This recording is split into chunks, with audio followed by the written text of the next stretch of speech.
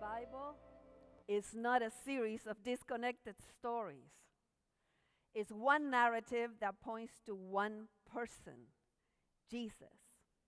And we know how the story ends. Isn't it amazing that the whole Bible can be summarized in two words? Jesus wins. That's the whole Bible. Jesus wins. Say it with me. 1, 2, 3. Jesus wins. One more time. Jesus wins. I like that. That was good. He has already won at the cross. So when we talk about moments of crisis in our life, we know that there is one person that gives us assurance beyond anything that we can find in this world. And I want to start with a story, and it's the story of the fork. I'm sure you heard about it because it's a very popular story, but it became very personal for me.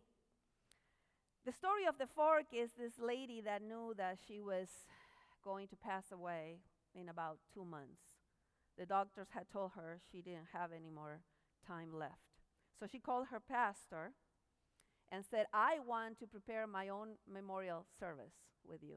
So she gave him the scriptures, gave the songs, the whole thing. And then when she was done, she said, I want an open casket ceremony, and I want you to put a fork in my hand. And the pastor said, I'm sorry, did you say a fork? Yes, she says, because everybody is going to ask you why I have a fork in my hand. And it's going to be my last testimony. And you're going to tell them that it's because when I used to go to church and there was a lunch or a potluck after the sermon, the young people would bring me my food. And then when they came for the plate, if they told me, keep your fork, oh, she's not, I knew that a hearty dessert was coming, and the best was yet to come. And so she says, I'm dying with a fork in my hand because I know that the best is yet to come. And one day I was preaching in another state, and I got a phone call, and it was my mother after 7 years of battling cancer. And she said, I'm on the way to the hospital, and I think it's the last time. But then she added, but don't worry, because I have a fork in my hand. She had heard me so many times tell this story, and she wanted to give me the assurance that she was at peace and filled with the assurance that she would see Jesus on the resurrection day. Where do we find assurance in the moments of crisis? Whether you have lost a loved one, whether you have lost a dream or a relationship, or any type of crisis that seems final. Where do we find assurance to live or die with a fork in our hands? Well, we're going to study that today. And we're going to go to the Bible quite deeply. So if you have a Bible with you, or your iPhone, or iPad, or anything that has a Bible in it, please go there. We're going to find assurance today. It's an assurance that we can't find anywhere else. And as you can see, I brought a few props so that we can remember this topic forever. So the first thing I want to tell you is we're going to spend our time in the Gospel of John. But John is a very special gospel. It's different than some of the other gospels, Matthew, Mark, and Luke, that we call the synoptic gospels because they tell similar stories. They have the same optic. John is different. 92% of John is only found in John, which means that all the stories about the ministry of Jesus, except one, is not in common with the other gospels. And he wrote this gospel with a very special purpose.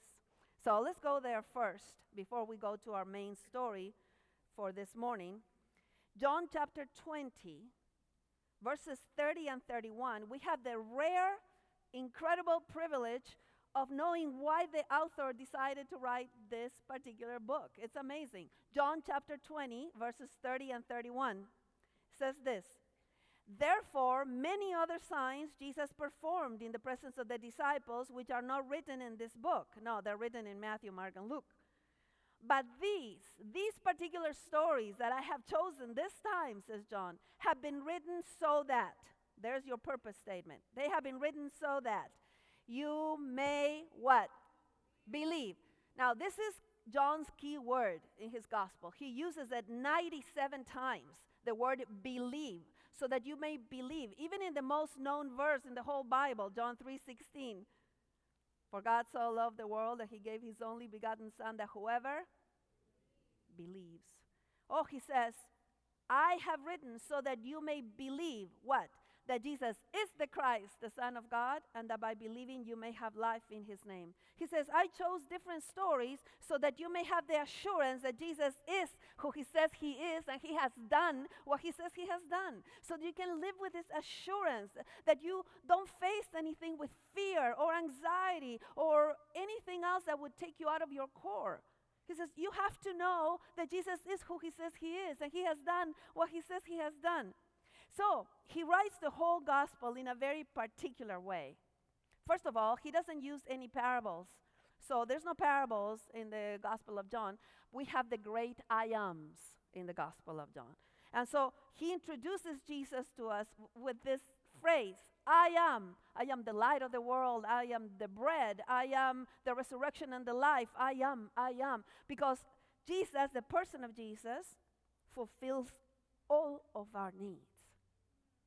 And so he presents Jesus in that way. But not only does he do that, he writes the whole gospel in two levels, which I'm fascinated by.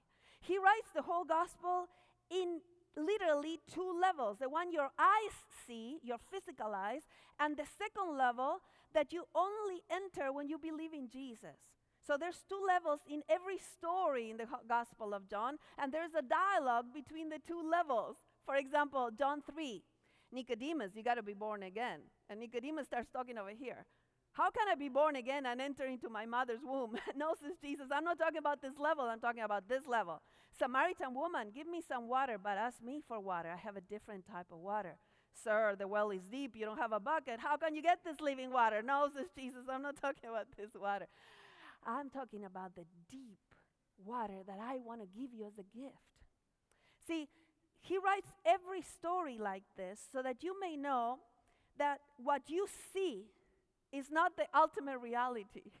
That there is a second level that you enter into when you believe in Jesus. Okay, and this is very important, and let me tell you why. Because you will never see yourself good enough to be saved. But when you believe in Jesus, you live with the assurance of your salvation. See, that's the difference. The reformers said it very well. When I look at myself, I don't know how I could ever be saved. But when I look at Jesus, I don't know how I could ever be lost. There's two levels of reality. The one you see and the one you believe in. And John will specifically in the narrative bring out both levels and invite you to go deeper and deeper until your whole assurance rests on the person of Jesus. Okay, so today we're going to study chapter 11 of John, and there's 7 signs. There's 7 signs in the Gospel of John, and this is the 7th. This is the last one. This is the one that will take Jesus to the cross in the Gospel of John. So we're going to go deeply into it, so I hope you have something you can read with, and maybe they will also add it on the screen. John chapter 11 starts with a crisis. So if you're in a crisis today, this chapter is for you. We have all kinds of crises in life that feel final. A dream you had, an expectation you had, a relationship you lost, a job you lost, or the death of a loved one, or a sickness, or anything that says it's the end of something. So that's why this chapter is so important in times like these that we're living in. So, John chapter 11, we're going to go to verse 1. A certain man was sick. His name? Lazarus. Now, check this out. Lazarus is a name that comes from the word Eleazar. Okay, write this down if you're taking notes. Lazarus comes from Eleazar, and Eleazar means God is my help. El is God, right? Eleazar means God is my help. And God is my help is sick. Isn't that a crazy paradox? And we're going to find all kinds of paradoxes in life like this one. A certain man was sick. God is my help of Bethany, the village of Mary and her sister and Martha. And look what the sisters are relying on. Verse 3. The sisters sent word to him, to Jesus, saying, Lord, behold, him whom you love is sick. They're saying, we know you love him, and the one you love is sick. So you know, you trust that in that moment, Jesus is going to get up and go. Because if you love somebody, you leave what you're doing and you're going to go. That's why there is a juxtaposition here that I want to point out that has helped me a lot in moments of crisis when I had questioned, is God still around with me? Has God forgotten me? What has happened? Look at this, verse 5 and 6. Juxtaposition is the most paradoxical juxtaposition in the whole New Testament as far as I'm concerned. Chapter 11 of John, verse 5 and then verse 6.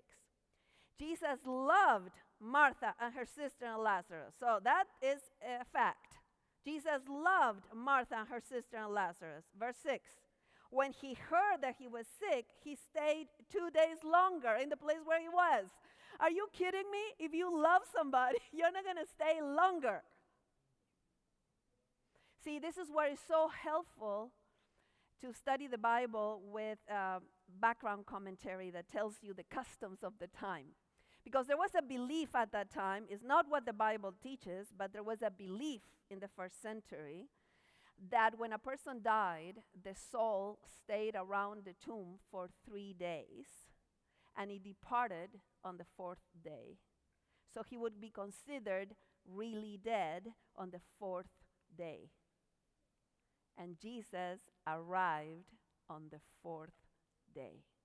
And you will be told that many times in the narrative. It's not what the Bible teaches, but it's what people believed. So, because Jesus is about to do an amazing miracle, he's going to show up when everybody, the whole audience would say, oh yeah, Lazarus was really, really dead. This dream was really, really dead. This situation that I've had is now really, really dead. And, wow, I made a motto for myself. Because I never understand God's timing. And so this is the motto. It says, the apparent delays of God are designed to show the magnitude of the miracle. The apparent delays of God are designed to show the magnitude of the miracle.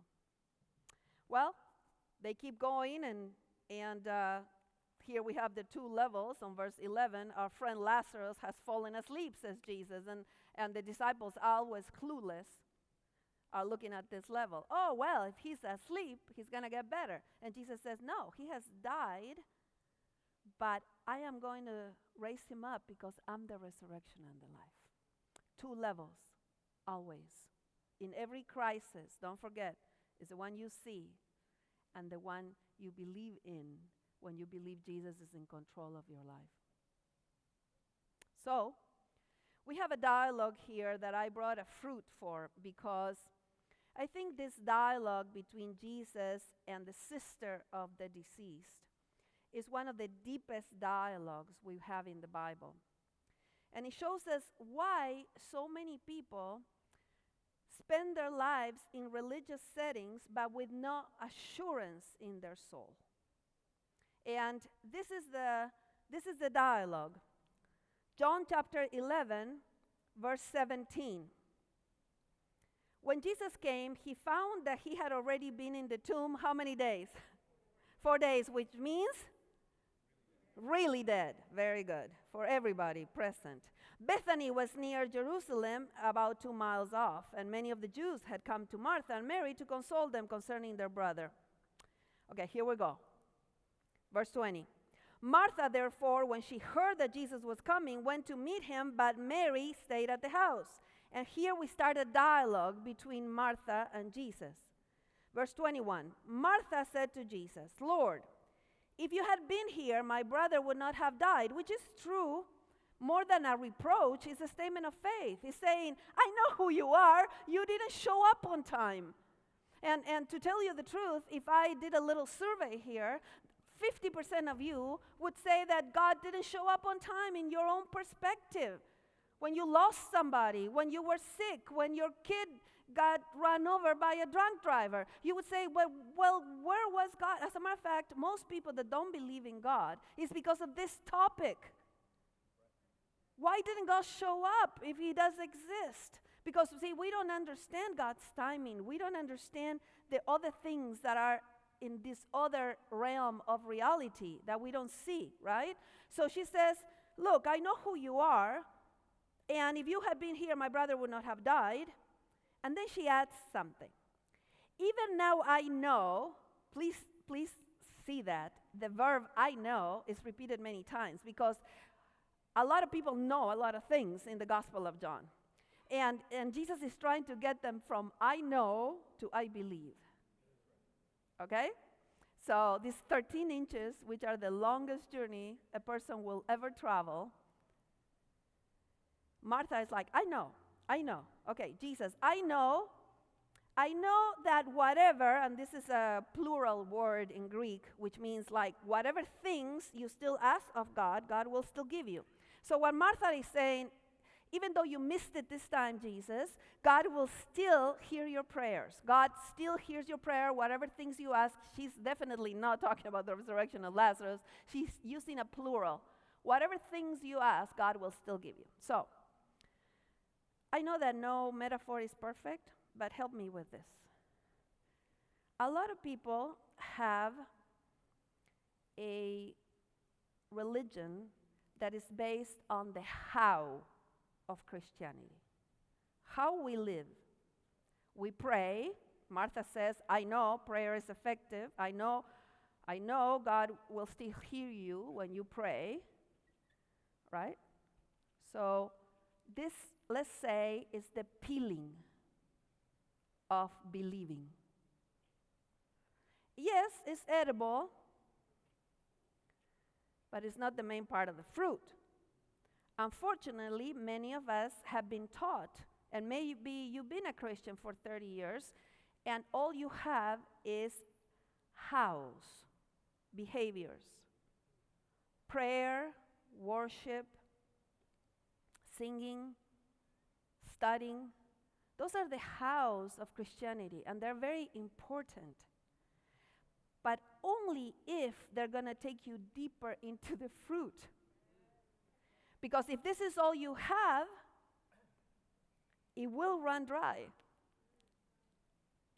And so she says, I know that whatever things you still ask of, I know so many people that for 30 years, all they had was pray 2 hours a day, study the scriptures, don't forget the lesson study, and then they're like, there has to be more to life than this. And so Martha says, I know that whatever things you ask of God, God will give you. And Jesus said, there's more, there's more. Your brother will rise again. And Martha says, I know. Because see, Martha knows a lot of things. Martha knows a lot of things, but she has no clue about what Jesus is about to do. So she says, I know. And then she goes to the second part of the fruit that we're going to call the white stuff, because I don't know the technical name for it. Okay. We're going to call the what of Christianity. What you believe. Not just how you believe, how you behave, the things you do, the spiritual disciplines, but what you believe. These are things that we call the doctrines. And the doctrines are very important. You know, it's like, okay, this is what we do, but this is what we believe. The what of Christianity. And Jesus said, but there's more. See, if all you've been exposed to in Christianity is peeling and white stuff, you haven't gotten to the juice yet. Okay, so I'm going to ask Pastor Manny to come up here. I didn't tell him I was going to do that. Yeah. So. Oh, I forgot that.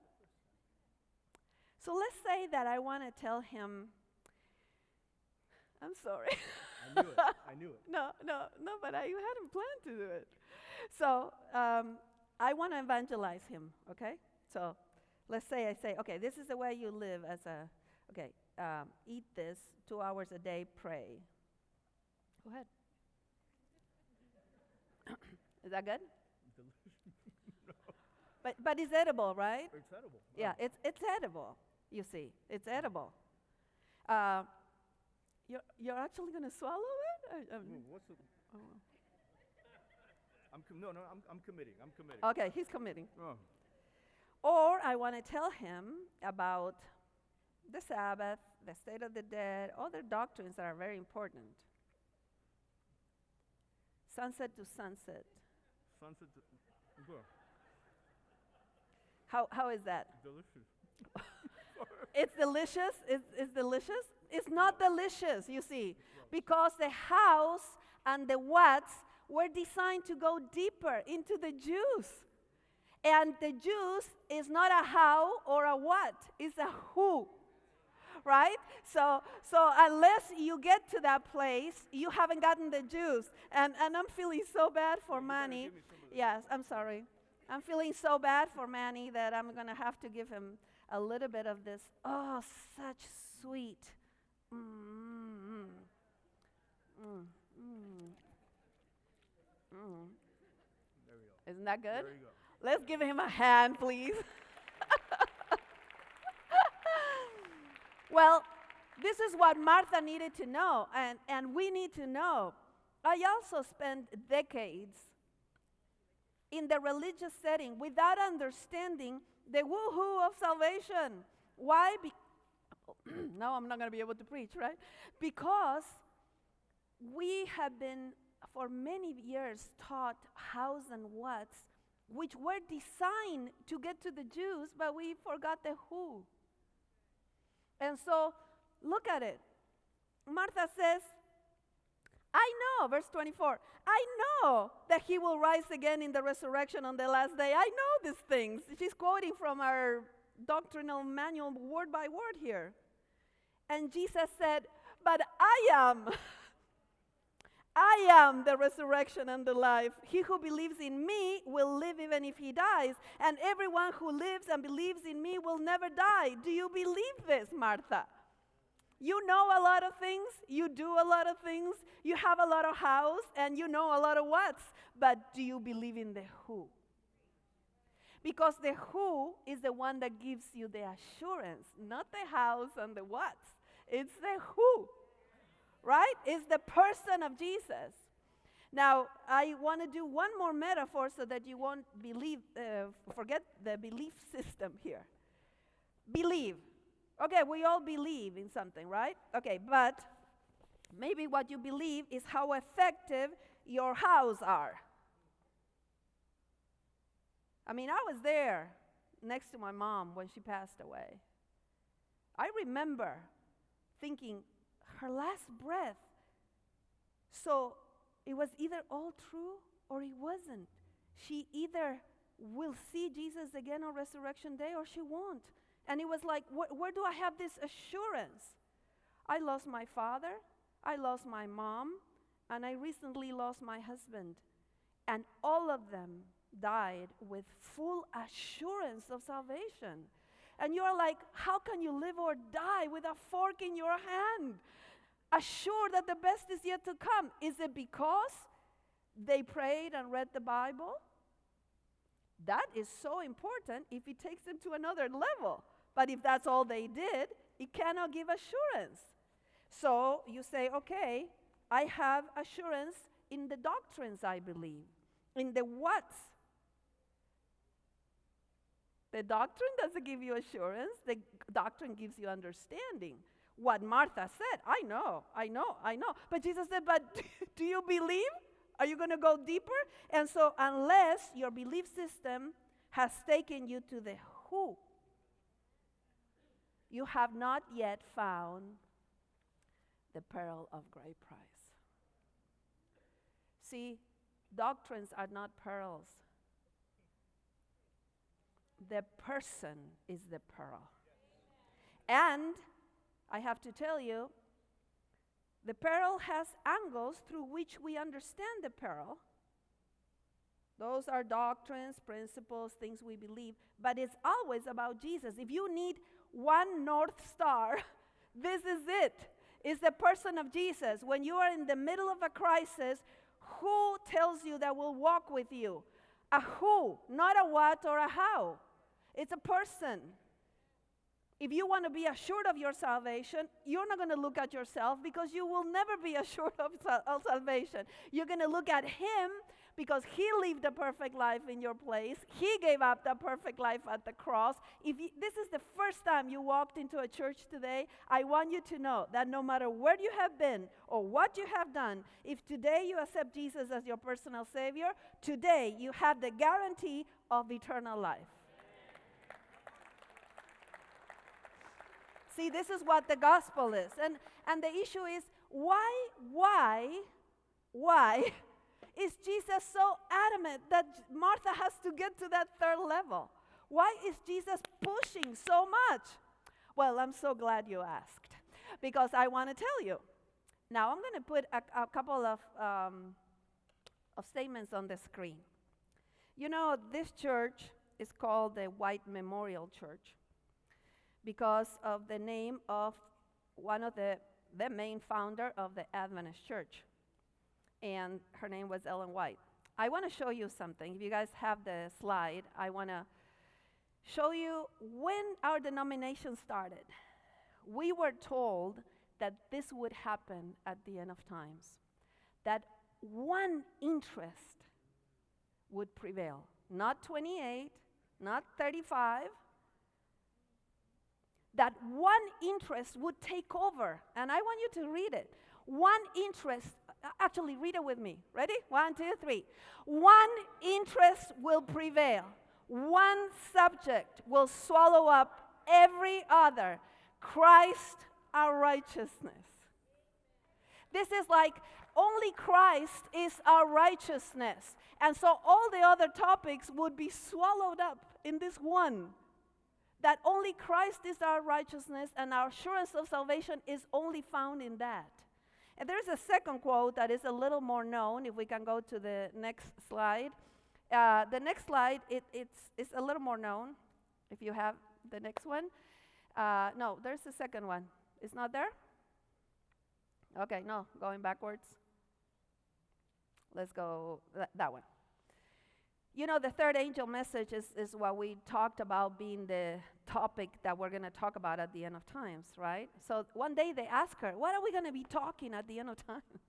And she said this: several have written to me inquiring if the message of justification by faith is the third angel's message.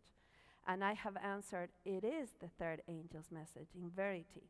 So what does that mean if you are not into theological terms? Well, next slide, I'm going to put it so simple, okay? Here's a definition of what righteousness by grace through faith is. This is the reason why Jesus was so much pushing every time, so that we would come to learn that in Him we have assurance, nowhere else. So what is righteousness by grace through faith? Is that you are declared today right with God, no matter what you have done in the past. You are declared today right with God, not by our works, but by grace through faith in the one who did all the work.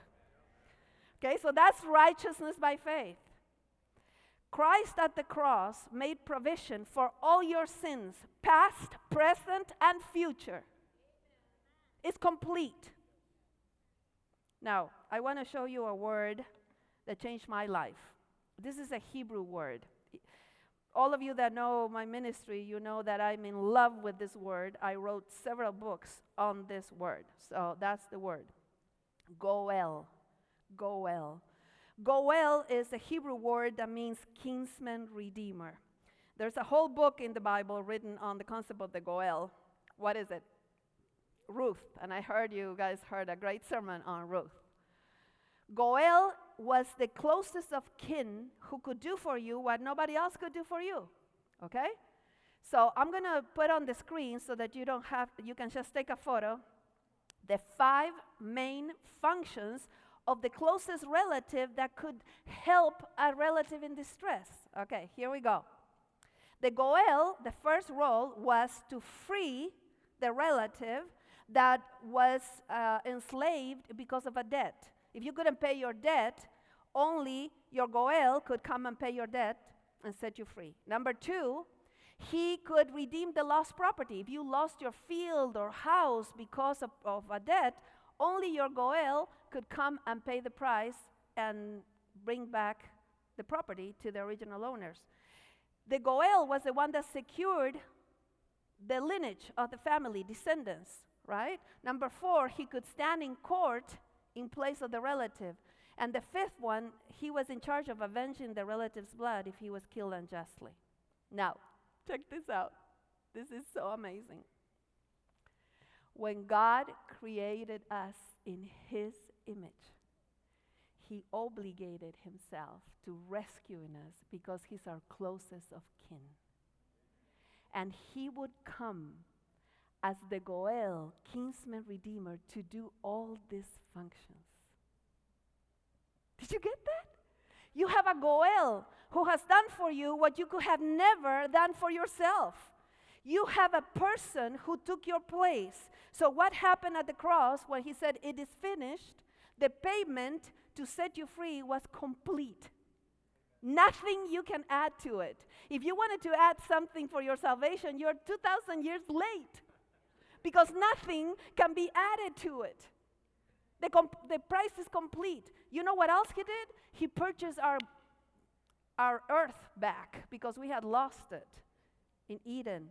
So the new earth will be here because Jesus not only purchased us, but purchased the land. He bought descendants for God from a race that was now mortal. Isaiah 53 ends by saying he will see his descendants and be satisfied. You know what he's doing now? He stands in court in our place. And he will come back to take us home and avenge our blood from from the evil one who wanted us to die eternally.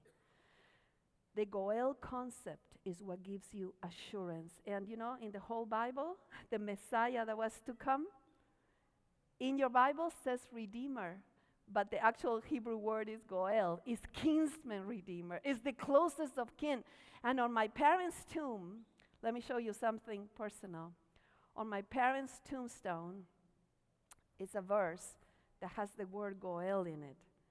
Isaiah 43:1. Do not be afraid, I have Goeled you. I have called you by name. You are mine.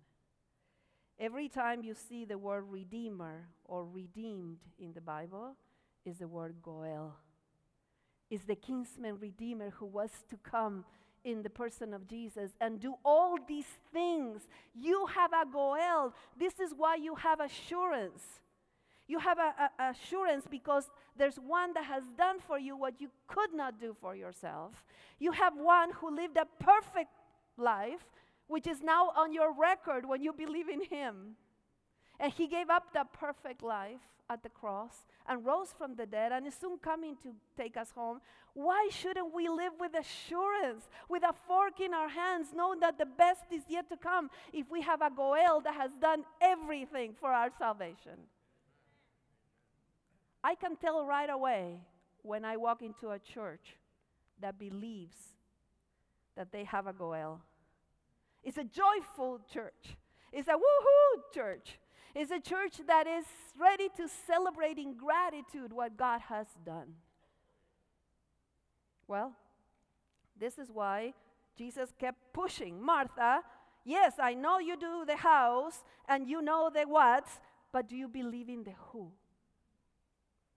So Martha answers, going back to John 11, verse 27, almost as if she had forgotten to say this. She said to him, "Yes, Lord, I have believed." Oh, sorry, I forgot to tell you. I was telling you everything else before that. Yes, I have believed that you are the Christ, the Son of God, even he who comes to the world. And Jesus said, okay then, let's go to the tomb. Let's go face your crisis. Let's go to your dark spot.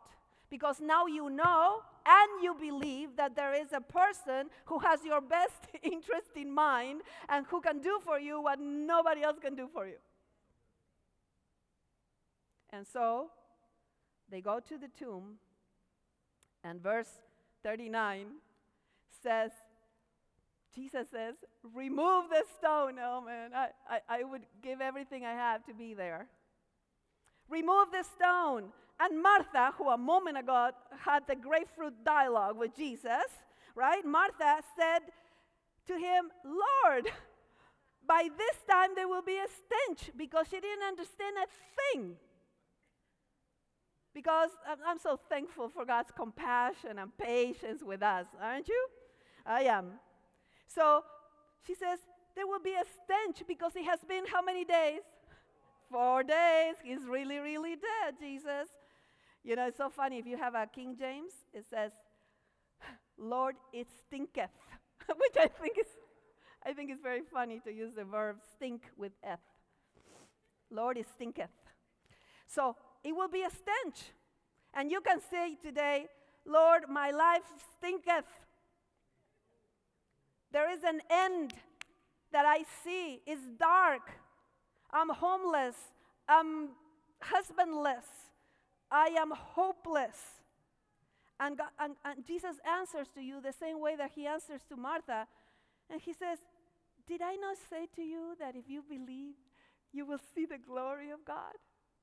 Believe. And it's amazing because all of us that have lost loved ones will have the same experience of this chapter. It's just that with a delay factor.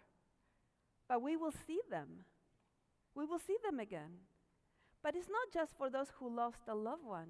It's the ones that are facing a tomb-like situation. Whether it's your health or your living conditions, or you don't even have enough to buy food. And you're saying, I remember when I came to this country, I lived off a box that a church gave me every week. I didn't have enough money to buy food. And there was a little box they gave us every week. And we survived with that box for many, many, many months. And there is something that happens when you say, there is one looking after me. There's one that has been there all along, even if I didn't see him. Even if I didn't acknowledge him. Because see, Christ died for you when you didn't want to have anything to do with him. Because the provision for forgiveness precedes you asking for it.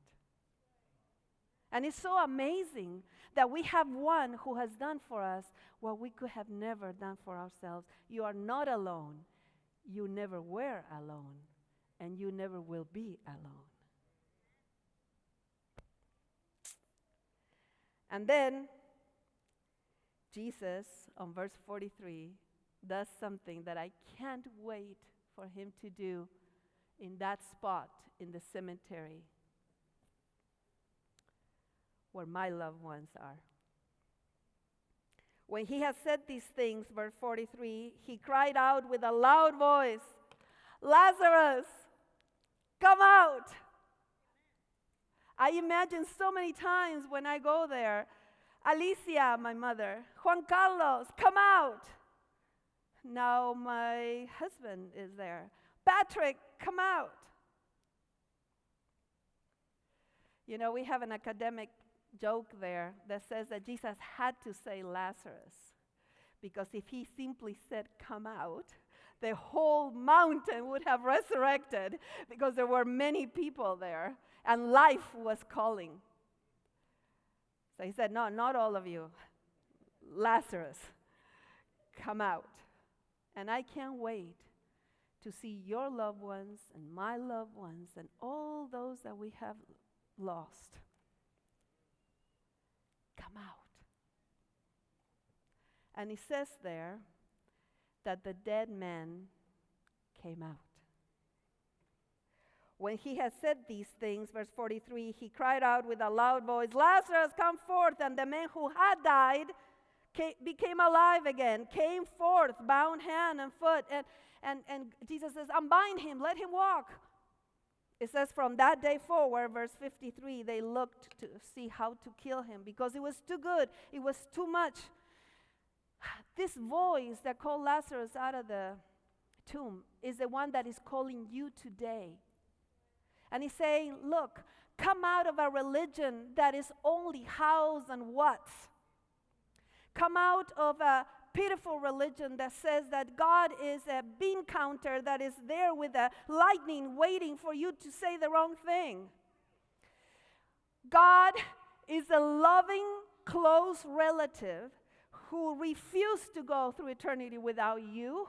And therefore, he came down here to live a perfect life in your place, gave up that perfect life for your sins, rose from the dead and says, okay, guys and girls, we are going home very, very soon. So trust me on this one because I'm going to prepare a place for you. And I'm coming back to take you home because I don't want to live eternally without you. That's how much I love you. You have a Goel, a kinsman redeemer, a closest of kin. When God created us in his image, he obligated himself to rescuing us because he's our closest of kin.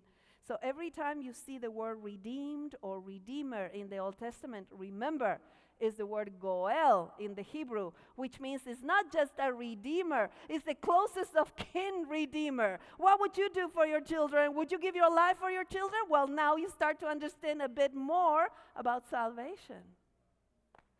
Yeah, woohoo! When we get that, when we understand that, when we understand the Goel, that's when we have assurance forevermore.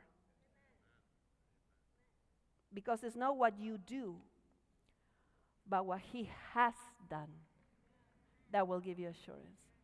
You know, I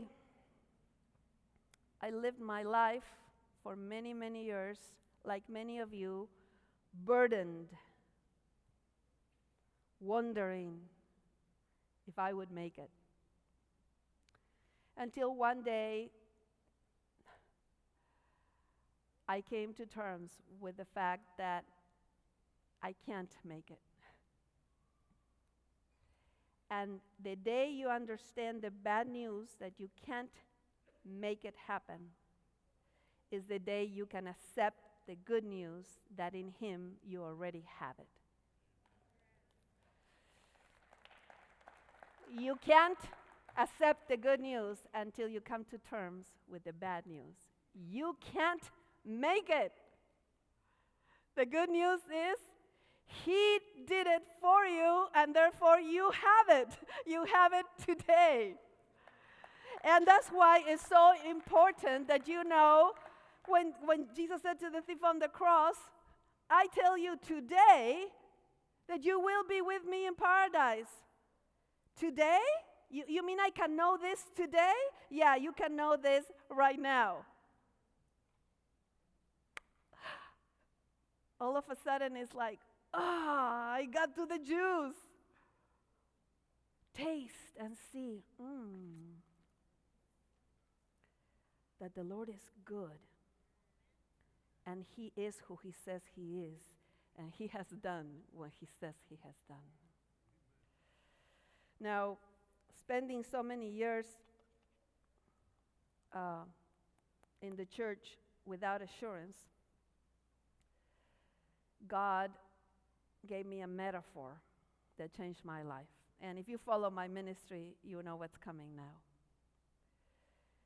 I think God just had pity on me and said, I'm going to show you how a Goel, a kinsman redeemer, does for their relative what they can't do for themselves. So one day, I came across this family, the Hoyt team, which I'm sure many of you have seen because they're all over the internet. And the Hoyt team became a metaphor of my salvation. If you don't know who they are, The Hoy team came from a family who had a very handicapped child that was born to them with cerebral palsy. And the doctors said to the family, don't put any energy on this kid because he's not going to live much. And the father said, no, I'm his father. I'm his closest. And I will do for him what he can't do for himself. He was quadriplegic, the son, with cerebral palsy. And so he left his career in the armed forces and dedicated his life to this child. The child started to grow. He was very, very intelligent. He just couldn't coordinate his arms in a way like most of us can. But he was very intelligent. They made a computer that they would put a little thing on his forehead and he would type on the computer because he couldn't speak. When the child was now 15 years old, they entered a 5K marathon for handicapped people, and the father, with the wheelchair, took the son to the finish line of the 5K and saw this huge smile on his son's face and wanted to know why this child was so happy. They rushed home, and this young man typed with his forehead, "Dad, today when we crossed the finish line, I felt like a winner. I felt like I could walk, like I was worth something." And the father said, "You are a winner. You are my son, and I'm going to do for you anything that you can't do for yourself, and we're going to enter every possible marathon and race and everything that we can from now on." And I followed their story for more than 20 years. And you know what? They ran more than 1,000 marathons and races. But it was the day I saw the video that I'm going to show you. The triathlon in Hawaii named Ironman. And I saw this father take his now adult son 112 miles of biking, 26.2 miles of running, 2.4 miles of swimming, all the way to the finish line. It was the first time I understood the gospel of Jesus Christ. I found myself sitting in that chair because I am so handicapped in so many ways, emotionally, spiritually handicapped. And yet I have a kinsman redeemer who has done for me what I could have never done for myself. There is a song in the video, "My Redeemer Lives." Now you know the word, my Goel lives. That's why I live with the assurance of my salvation. Let's watch the video and then I'll finish with a sentence. Let's do it.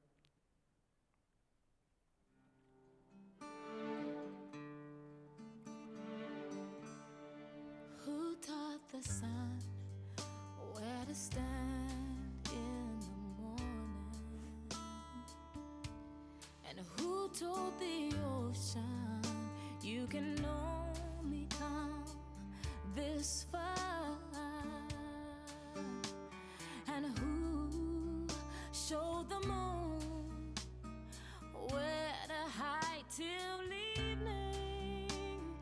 Whose words alone can catch a falling star? Well, I know my Redeemer lives. I know my Redeemer lives.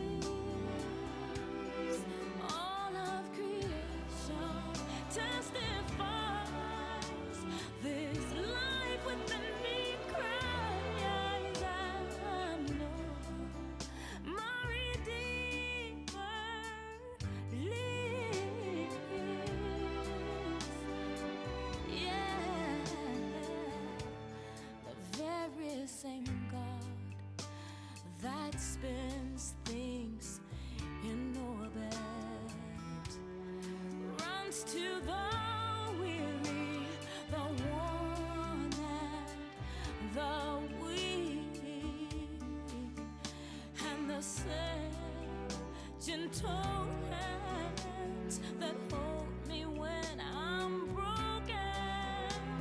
They conquer death to bring me victory. Now I know my Redeemer lives. I know my Redeemer lives. Let all creation testify. Let this life within me cry. I know my Redeemer. He lives to take away my shame, and He lives forever. I'll proclaim that the payment for my sin was the precious life He gave. But now He's alive, and there's an empty grave. And I know my Redeemer lives. I know my Redeemer lives. Let all creation testify. Let this life within me cry. I know my Redeemer. I know my Redeemer. I know my Redeemer lives.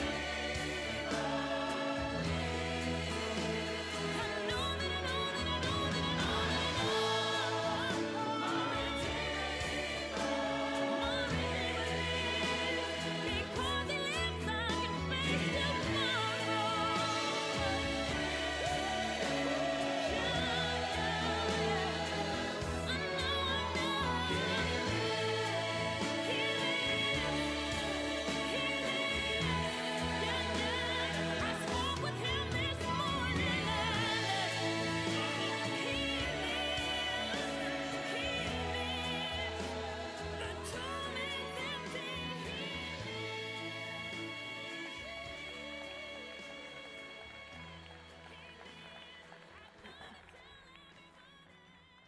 What would you do for your child? I came to tell you what God did for you. You know, this young man lived until he was 61 years old. He went to the Boston University. He got a college degree on creating computers for handicapped children. And he lived a very profitable life, and him and his father touched millions and millions of people with their story. Well, Jesus did a lot more than swim 2.4 miles and bike 112 miles and run 24 miles, 26.2 miles. He left heaven for you. That's how much He loves you. That's your worth in His eyes. And today, as you face the crisis, what He's telling you is, you have a Goel. I am the resurrection and the life, He says. I am who opens tombs. I am the one who opens hearts. I am the one who opens doors. So trust me and live with my assurance. And you know what? We know how the story ends. Jesus wins, and we are with Him. So turn your eyes upon Jesus. Look full in His wonderful face. And the things of earth will grow strangely dim in the light of His glory and grace.